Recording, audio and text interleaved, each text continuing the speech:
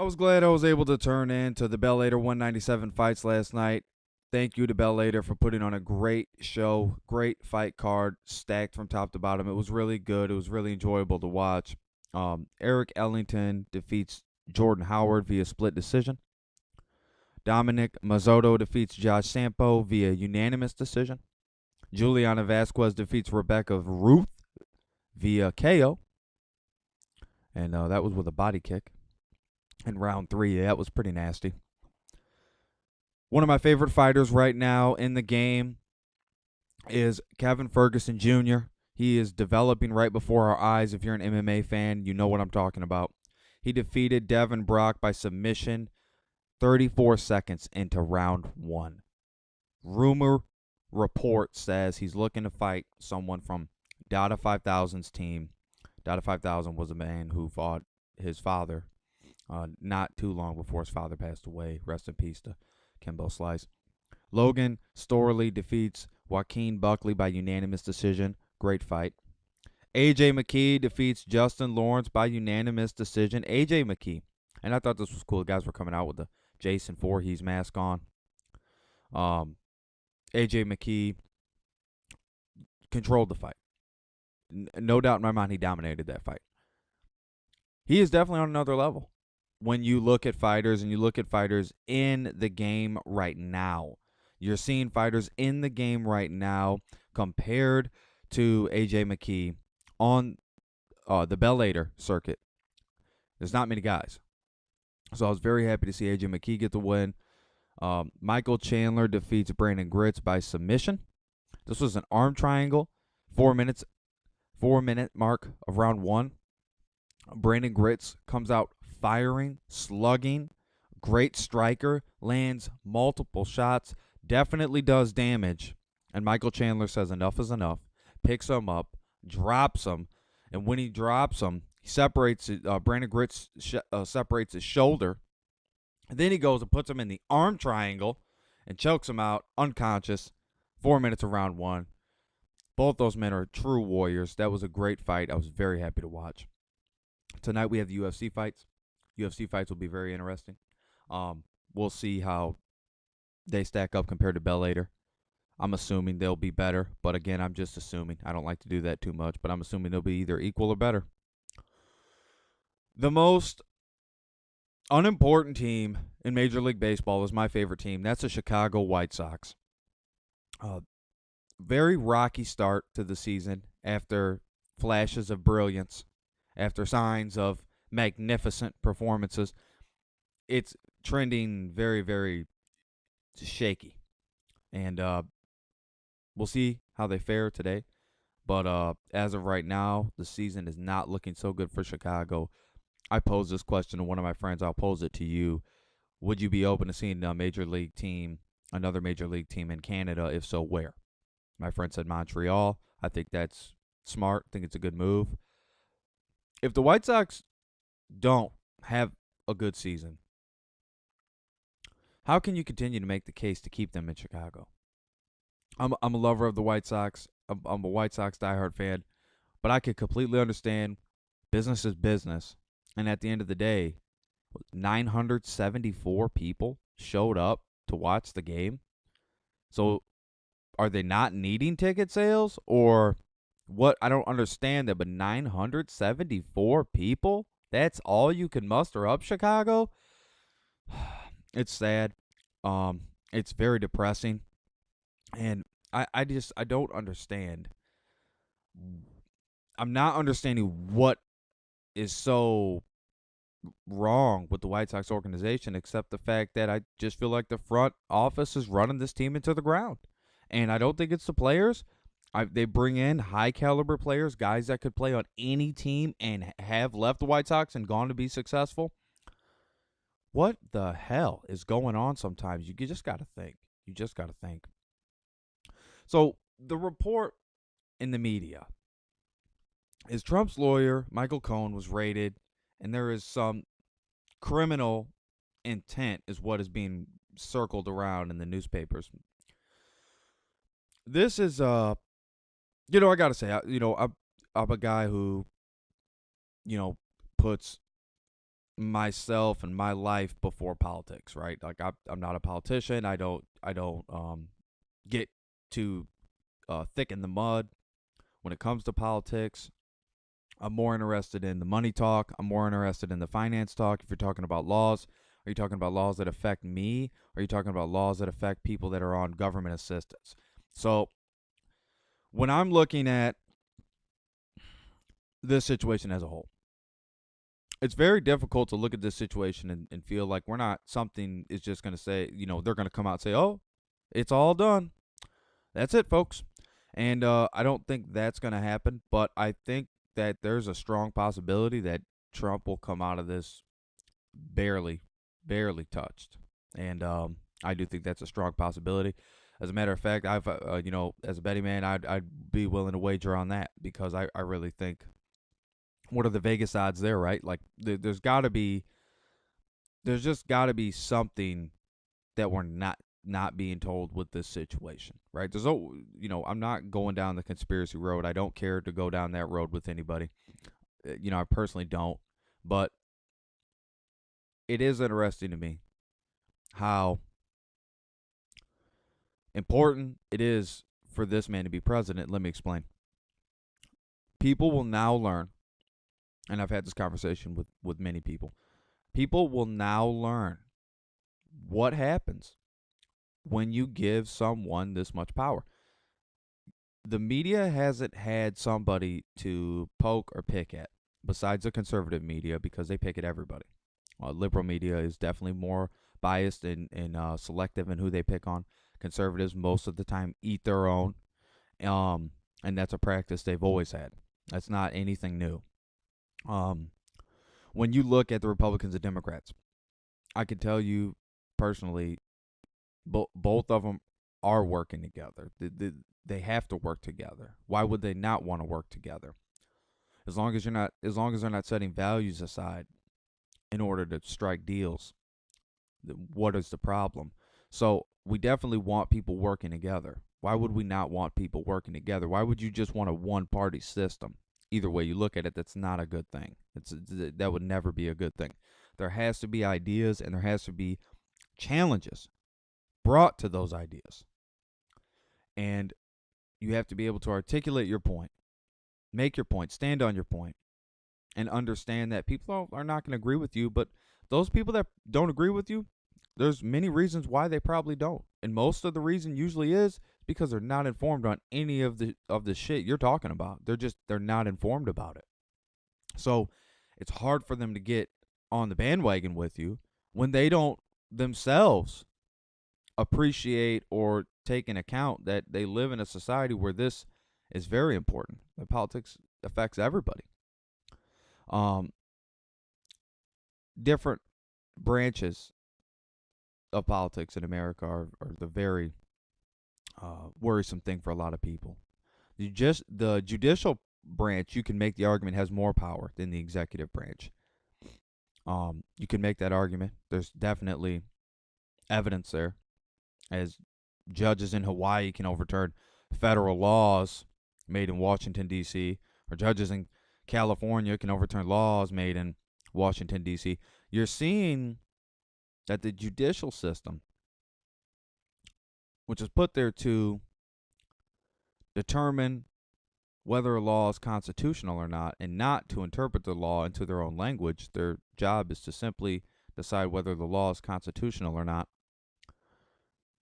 to interpret it in their own words. But we have many that do, and the power is unsurmountable. And when you have to break it down, you have to look around the nation. I don't care what your broke brother or your friend in some other state or whoever the hell's got an opinion on politics, because it's an opinion, and it's probably not a very good informed one or a very well thought through one, and it's probably one based on emotion, which is never going to get you anywhere. It's going to keep you exactly where you're at, exactly how you're feeling. When you think these things through and you actually open your mind up, you didn't hear it from some stooge on the stage. You didn't hear it from some guy in a pimped out suit with the pimped out Rolex and the pimped out car. And you just heard it from someone that's been there and done that. There's a lot of lawyers out there that could easily be in politics but don't. And there's a lot of lawyers that are in politics but aren't very good lawyers. The problem we have in our political system is massive amounts of information being pumped out on a daily basis. Very little fact checking, very little accuracy. A lot of speed, a lot of fast news, but then they come back and tell you, well, part of that was true and part of it wasn't true. So articles, things of this nature, you always have to be careful about. You always have to do your own research and go to the source. Preston's Law, go to the source. I'm telling you, it's the best thing for you. It's going to be the healthiest thing for you. Someone might tell you something. If you don't feel like it's true, it's probably not true. But you should go and fact check that, and you should go and look into that. Because it's one thing to assume and want to be right. It's another thing to actually delve into that realm and get it right. And I think if more people were focused on getting it right, not trying to be right, not trying to have a emotional attached opinion that most people just don't care about, or most people are just looking the other way, because when you tie emotion into whatever it is that you're doing, you lose professionalism. And when you lose professionalism, that is when you go down that very gray area and you walk into this gray area of, am I doing this because I'm passionate about it, or am I doing it because it is affecting me in a way that is making me uncomfortable? And you walk into that gray area. There's many more questions to be asked and answered in that gray area. But once you're there, you're there. And you have to figure out how to get out of there and get back right down the middle. And whether you lean one way or another, the best place to always be is right down the middle. To be able to hear both sides. To be able to understand that independence is the freedom to choose what you want to hear and how you want to hear it. And true freedom isn't, oh, you have to make a point and I have to listen. No, you can make your point all day long and I cannot listen to you. That is my right. I can choose not to listen to your opinion, just like you can choose not to listen to my show. At the end of the day, the most beautiful thing about this country is we do have the best democracy in the world. So as messed up as that is, as messed up as the political system seems, you wouldn't want to be in another country. You wouldn't want to be in another country's governmental system where they have not only their government and their parliament or whatever they have, but plus the United Nations striking down and calling decisions and making decisions for their people, even though the people in those United Nations are making decisions based on places they don't live. And I think at the end of the day, when you really start to relax and you start to wind down and you've worked all day, you've did your due diligence, you've handled your civic duty if you had to handle one, the last thing you want to hear is negativity. Why do people feel like spreading negativity is going to make people want to be around them? The more negative someone is, the more I don't want to be around them. The more angry people are, the more I don't want to be around those people. The more I see people, the more I understand that people have accepted their life for the way it is, and they don't feel like they can get any better or any farther, and that is it. And that is with a lot of people I'm running into. See, people want to be special, but people don't want to do the work, or they don't want to put in the hard work to be special. They want to wait. They want to. Here's the word that always gets me with people that want to be successful. Let's wait until I have all this stuff, because then I'm going to be successful. No, you're not, because you're going to start from scratch. So you're still going to be learning as if you were already doing it. You know what to do. So when you get that equipment or you get those items, you just throw those and it's plug and play, baby. It's not going to be plug and play if you're not doing it. And then you just one day try to flip on a switch and say, okay, now this is me. Here I am. All right, now I'm doing this. Now I'm a big deal. I'm going to do this for real. It doesn't work like that. It'll never work like that. I'm a big fan of quality. But If you ask me, you can't have both. You can't have quality and quantity. You have to choose. What do you want? Do you want quality or do you want quantity? You have to choose. It is very hard to have both. I'm a believer in you can't have both. And if you do get both, that is because you worked hard enough to have both and you earned it. But off the bat, you have to be a quality or quantity guy or woman. Which one are you going to be? So, quality of life is a good example. Because your quality of life, for some, may be how many things they have, how many items they obtain, how many accolades they've hit, how many people they've got past, how many people they've undercut to get to where they are, how many people they've manipulated to get to where they are. And I hate manipulators. I hate people that do that. I really do. It really frustrates me. Don't try to pull a mind trick on me. It's not going to work. Number one, you're wasting your time. Number two, I probably didn't listen to what you said. So you're wasting your breath too, and you need that, because most people aren't healthy nowadays. So when I'm going through my motions, I like to do things a certain way. I like to enjoy my day a certain way, and I have a routine, and I stick to that routine, and nothing breaks my routine from what I have to do. Like, not my friends, not someone calling me. None of that's going to stop my routine or stop my drive to get things done, because they're not going to pay your bills, folks. These people, your friends, your family members, they're not going to pay your damn bills. You have to grind. You have to put in the work. And if you're not putting in the work, what the hell are you doing? Because days turn into weeks, weeks turn into months, and there goes a year. And I'll tell you what, ever since I've turned 25, time's never moved faster, right?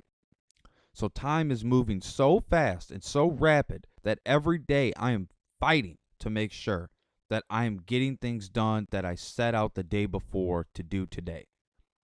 People are 50, 40, 30, don't know how to use a damn calendar, don't know how to follow an organized pattern. That didn't happen because of bad things that happened to them. That didn't happen because they decided that just wasn't going to be working for them. It happens because people are lazy. It happens because people want to make excuses. It happens because when people make excuses, and they always have an excuse, those tend to be very lazy people. When people start things and don't finish them, it's a sign of laziness. It is a sign of someone who cannot commit to anything, let alone a project. So I'm a big believer in starting what you finish. You start a podcast, you want to finish it. You don't want to come back 3 weeks later and finish it. You start an article, you want to write the article, you want to finish it. You do a vlog, you want to finish that vlog. You don't want to do the vlog, come back 5 weeks later and say, okay, now I finally finished it. Put an emphasis on effort. Put an emphasis on your drive to get things done. You're going to feel a lot better. What it really starts with is how you take care of your body. Because if you don't take care of your body, mentally, you're going to be tired all the time. Physically, you're going to be tired all the time. You're going to be irrational. The littlest things will set you off.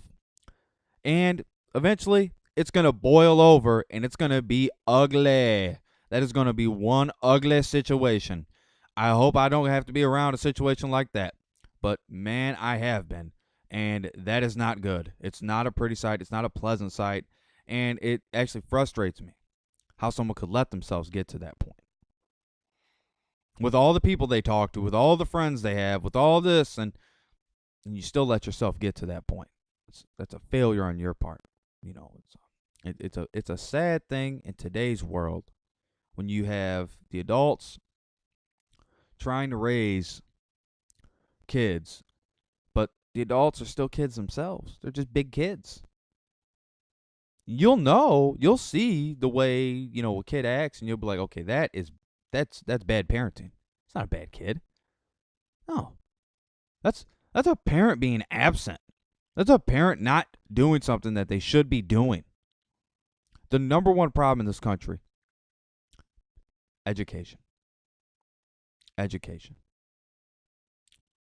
But these kids don't go to school to be babysat. These kids go to school because they're supposed to learn. Now, I can understand where the teachers come from when they say that kids are going to school. They're very disrespectful. They don't respect authority. They don't respect someone lecturing them. They don't respect advice and strong, good advice that they need. They don't do well with others. All that goes back to parenting. That doesn't go back to the kid as being a bad kid. That's parenting. Your parent is responsible for you until you're 18 years old. That's a lot of parenting to do. The study says that if you didn't connect with your kids on a level of understanding, by the time they were 3, it's too late. Studies say that. Go look it up. Studies say that. So when people want to tell you to mind your business or look the other way, that's fine. But when it's in my face or when it's in my way, I'm not looking the other way. There's nowhere else for me to look except at a problem. And I'm not here to tell anybody else how to live, but I damn sure have an opinion on how other people should live, and I damn sure make it known. Because the last thing I care about is whatever someone has to say about me, because I know what I do. Come for a day, come for a walk in my life. You'll see what I do. Let me go for a walk with you in your life today. How comfortable do you feel with that? If you're not comfortable with it, it's because you probably have a lot to hide. You probably have a lot of things that aren't going so good for you, and those are self-inflicted wounds 80% of the time. See, all my friends, they do a good job, that I've seen with parenting and things of this nature. And I'm not the guy that's gonna call somebody out. You don't call somebody out. You don't go to someone's house and tell them what's what, right? So as far as I can see, that is a hard job. But it's not a job. Parenting is not a job. It's not. It's a responsibility every day. It's not a job. What compensation are you getting for this? What W-2, what 1099 are you on for this? None. It's not a job. It's a responsibility. It's your duty to take care of those kids if they're yours. So if you're not doing that, then you're a failure as a human being. You're going to raise those kids to be failures. And now we're just going to have more people walking around, not getting shit done, taking up space on our roads, packing the roads up. And it's just a big mess. It's a big mess. It starts with parenting. It then goes into the education system. And from there, we need world-class education. The biggest reason I voted for, or the biggest reason I supported Governor Rauner in this state was because his main stance was world-class education. Why do we want stupid people running around? Education should be number one all day long. Education's fun. It's not funny, but it's fun. Learning is fun. It's enjoyable. Challenging your mind is fun. Fighting back impulses, fighting negativity is fun. Make it fun, and it will be a lot easier, and it will become secondhand nature for you. So when I see the president, and I see a lot of what he's going through, and I understand that, he's being picked on by conservatives because they eat their own. He's being picked on by the left media. He's being picked on by the down the middle media. He's being picked on by Canada media. I mean, he's being picked on everywhere. So I can understand how it would make a man look at a situation and say, well, we're going to do this, and this is the way we're going to do it because this is my way. And I could completely understand why someone would want to do it that way. But we have an interesting situation here. Because no matter what, we have sent a message to Washington. We have sent a message with Donald Trump being elected. We sent the message that you don't want someone like this running for president? Then give us better options. Then someone needs to step up, stand up, and say enough is enough. I'm not getting tied into any of this garbage. I'm going to be above the fray. I'm going to bring people in that are above the fray, that don't want to get watered down by whatever side and kickback money you can get, or whatever things you can do under the table, whatever low-key things you can maneuver. And I'm not saying Trump does any of those things, but what I'm saying is, when you give someone this much power, like we had with Obama for 8 years, and every president before that, we've given them all this power, you expect a lot out of them in a short amount of time. With how well do you think, most of these people work alone? Like, how many of these people are probably self-starters? Probably not a lot of people in that cabinet are self-starters. And I'm just being honest. They don't look like self-starters to me. They look like they need a group to get things done. They need a team to get things done. They don't look like independent people to me. There's got to be more independent people that are able to light a fire in themselves and get the work done. It's not hard, but it starts with a lot of things. It has to start with good parenting. Has to go into a great education system. Has to go with a will to want to learn and want to work. And your work ethic has to be built. It's not something that you're given. This is something you have to build. You have to instill this in yourself. You have to say, okay, today I might be working this crappy job, but guess what? This is a stepping stone from where I'm going to go, and I'm going to take this stepping stone and I'm going to launch myself 3 stepping stones past this, and I'm going to continue to move up the ranks, and I'm never looking back. And when you do that, you have enlightened yourself without anybody else in your ear, without any of the whispers from your friends, without any of the negativity. People my age like to go clubbing. People my age like to spend a lot of money. Well, people in their 20s like to do that.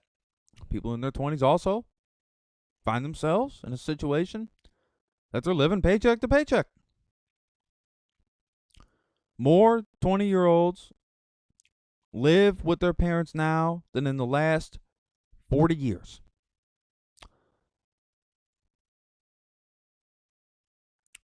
The independence of people, of society, is being lost. When I say I'm the voice of my generation, I mean it, because I am. Because you'll go to Fox News and see the Tommy Lauren. You'll go to wherever the hell else and see someone else in their 20s. They're not informed. They don't know what the hell they're talking about. They're reading off scripts. They're reading off the teleprompters. It's just me talking here. This is just me. A couple outlines of some things I want to, maybe bring up. But the conversation is mine alone to have. And it's to have with you, the audience. And I always listen to feedback, and I always want to know what the audience has to say. So please let me know. And I'm not one of those people that says I don't like a Tommy Lauren or I don't like these younger people. My question is, what experience do you have in the real world for you to go on and tell me what is right, what is wrong, what is patriotic, what is not? Sounds like a bunch of bullshit to me, is what it sounds like. It sounds like a bunch of bullshit. I'm being honest. I'm just saying, if you're going to put it out there, I'm going to call you out on it. And if you don't like it, well, then do something about it. Don't put yourself in a situation where you're going to be a target. How about that? Let's start with that. How do you do that? Well, it's really simple. The first thing you do is know what the hell you're talking about, is research the issue you're bringing up, is doing the damn due diligence while everybody else has an opinion. You will be there and you will feel good because you will know. You won't have an opinion. You will have the facts. That is the best way to live. It's the most enlightening way to live, too. I'll tell you that. Money, habits, and experiences. With money and experience, they go hand in hand. If you haven't experienced losing money and feeling like you actually really lost that money, right? Not on a credit card where you don't even feel anything and you're just swiping all day long like, oh, I'll pay that. Oh, I got that covered. You didn't write it down anywhere. You didn't put it down anywhere, but you're going to get that credit card statement. You're going to be like, yeah, you know what? I don't even remember getting that. That's a problem. That shows that you're a little bit of an airhead. Shows that you might not have as much going on upstairs as you think. There's 3 ways to do it. And there's 3 ways to do it right. One of the guys that I listen to about Money Talk, and a lot of people do, I think he's most like 6th most listened to radio program right now, Dave Ramsey.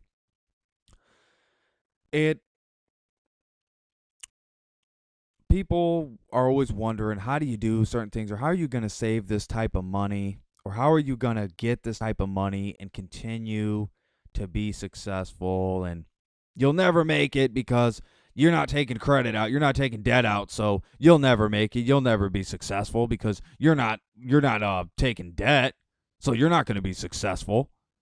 Well, guess what? While you're paying your debts off, I'm going to be saving and investing. That's right. I'm going to be taking $100 and putting it in my savings account. I'm going to find another $100. I'm going to throw that into an IRA Roth. I'm not going to touch that money. I'm going to take another $100, $300. You couldn't find $300 this month? You need to find another fucking job. You need to find another job quick because you're running out of time. I'm telling you this now because if you're in your 20s, this is how you do it. You grab another $100. Now you're at $300. You take that last $100. You put it into a mutual fund backed by stocks. Some little high risk, most low risk. Maybe a couple, medium ones in there that are kind of sketchy, but you're backed by that low. Everything, you got more low risk than you got high risk. You feel comfortable with it. But if you get that mutual fund backed by stocks, if you have an IRA Roth that's gaining money twice as fast as your savings account, maybe 4 times as fast, depending on what type of IRA Roth you get and where you get it at. So make sure you know.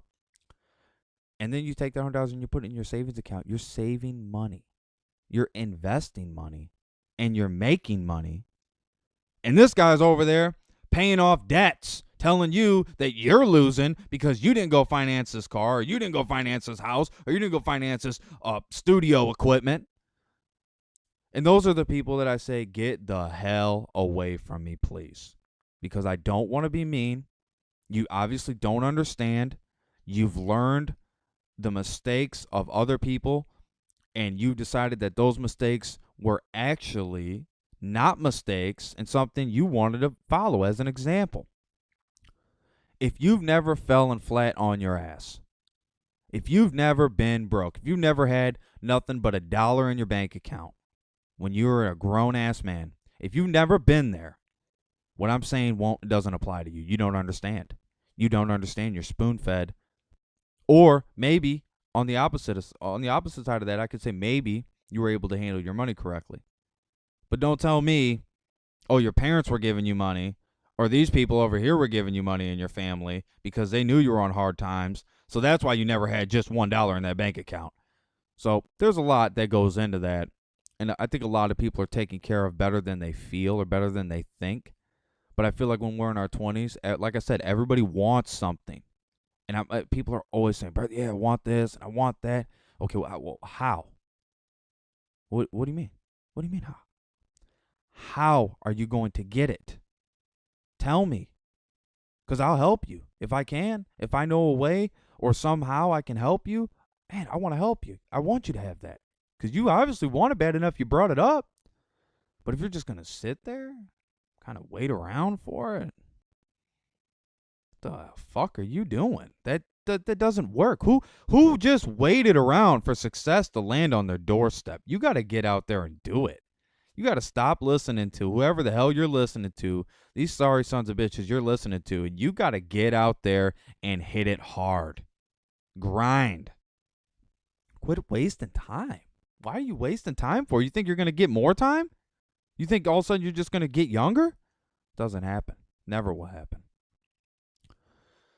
We've seen Mark Zuckerberg get grilled on the floor of Congress and whatever. I mean, the guy's donated to every single one of those people up there that was grilling him.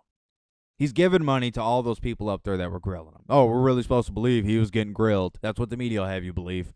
That's what the conservative media is saying. That's what the liberal media is saying. They're all saying it, but they're all wrong because he's not getting grilled. Even up there. I don't know if it was Grassley, somebody up there. One of the senators that was up there said, your $1,200 lawyers or something like that. It's like, yeah, and you know every single one of them, and they're all your friends. And it's why what he say? He said, oh yeah, and your $1,200 lawyers, they're pretty good. Yeah, because they shut your ass down quick. Because whatever you're asking, he's basically just telling you, yeah, I'm not going to answer that. I don't want to answer that either. You want to tell us what hotel you were staying at, Mr. Zuckerberg? I don't want to do that. I don't want to go there. And they're asking shit that has nothing to do with Facebook taking people's information for the last whoever knows how many years. They say 4 or 5, but it could be more than that. Taking people's information, selling it to third parties, people losing identity, people going through hardships, all going back to their information that was stolen and sold off of Facebook. Go look it up. It's all there. It's all there. Go look it up. You don't got to believe me. Go to the source. I'll tell you again, you don't got to believe me. Go to the source. The number one problem social media platforms are going to have, and I mean this in the nicest way possible, they're going to have a situation where if they don't learn from Zuckerberg and the mistakes that he's made, and really there's not much social media out there, but there is enough, and it's flooded enough to make us all think about how really negative it is. And there's a lot more negativity on it than there is positivity. So it's good when you could just find positive stuff and follow that, and hopefully that sparks something in you and makes your day better and makes you more productive, right? I'm productive, Preston. I get shit done all day. I'm never stopping. My clock is always going. I'm always working on something. I'm always getting something done after I start it. What I see with these social media platforms, Snapchat, Instagram's owned by Facebook, so we don't want to go there. WhatsApp's owned by Facebook. We don't want to go there. There's going to be many more that might end up being owned by Facebook. But I always think like this.